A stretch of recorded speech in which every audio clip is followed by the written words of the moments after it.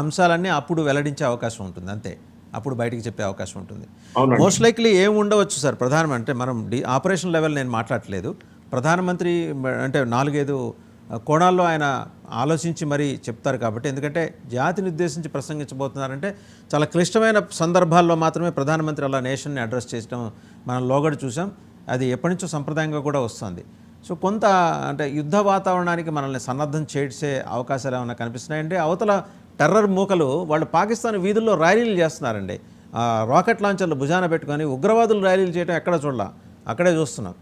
And మదర్సాల నుంచి ఇందాక వాళ్ళ డిఫెన్స్ మినిస్టర్ ఖవాజా ఆసిఫ్ ఆయన మాట్లాడుతూ సెకండ్ లైన్ ఆఫ్ డిఫెన్స్గా మేము మదర్సా స్టూడెంట్స్ని వినియోగించుకోపోతున్నామంటే చాలా సీరియస్ కామెంటే. అంటే ఈ పాటికి ఆ లైన్ ఆఫ్ కంట్రోల్ దగ్గరికి ఆ పిల్లల్ని తీసుకొచ్చి వాళ్ళ చేతుల్లో ఏదైనా పెట్టి కూడా ఉండొచ్చు వాళ్ళు.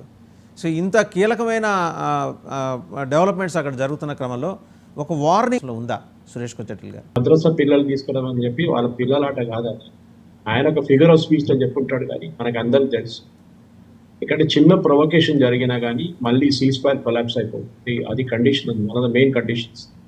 కాశ్మీర్లో ఒకటే కాదు, భారతదేశంలో ఎక్కడైనా పాకిస్తాన్ నుంచి దూరం వచ్చిన ఎవరైనా టెర్రరిస్ట్ అటాక్ చేస్తే ఈ cease fire will cease to exist.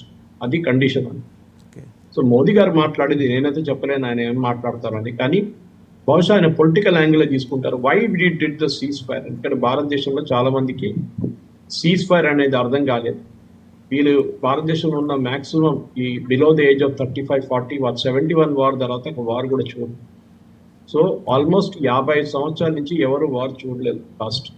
So ఈ చూడని వాళ్ళకి వార్ అంటే యుద్ధం అంటే ఏంటనేది అర్థం కాదు.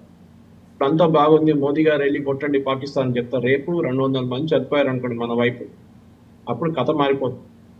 ఇప్పుడు ఇమ్మీడియట్ మోదీ గారి మీద పడతారు, ఏంటంటే ఇంతమంది చనిపోయారు మీరేం చేస్తున్నారు, పాకిస్తాన్ మీద న్యూక్లియర్ బాంబ్ వేయాలంటే. అంటే మన దగ్గర ఎట్లా ఉంటుందంటే టీవీ ముందు కూర్చొని IPL T20 చూసుకుంటే మహేందర్ సింగ్ ధోని దగ్గర బ్యాటింగ్ ఎట్లా చేయాలని చెప్తారు. మనం చాలా ఎక్స్పర్ట్స్ దాని మీద.